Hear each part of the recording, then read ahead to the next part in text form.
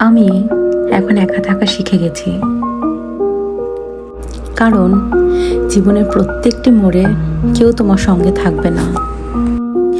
মানুষ জীবনে আসে, কিছু সময়ের জন্য তারা আপনও হয়ে যায়, কিন্তু সময়ের সাথে সাথে সেই সম্পর্কগুলো আবার বদলেও যায়। তুমি মন থেকে সেই সম্পর্কগুলোকে ধরে রাখতে চেষ্টা করলেও কিন্তু যখন তোমার নিজের মনের ভরসার প্রয়োজন হয়, তখন তুমি কাউকেই পাবে না। একাকিত্ব মানুষকে অনেক কষ্ট দেয়, কিন্তু ধীরে ধীরে সেই একাকিত্বই তোমাকে বুঝিয়ে দেয় তুমি নিজেই তোমার জন্য যথেষ্ট, অন্য কারো প্রয়োজন তোমার জীবনে নেই। রাতের নীরবতায় নিজের সাথে নিজের কথা বলা, নিজেকে সামলে নেওয়া, এসবই একসময় অভ্যাস হয়ে যায়।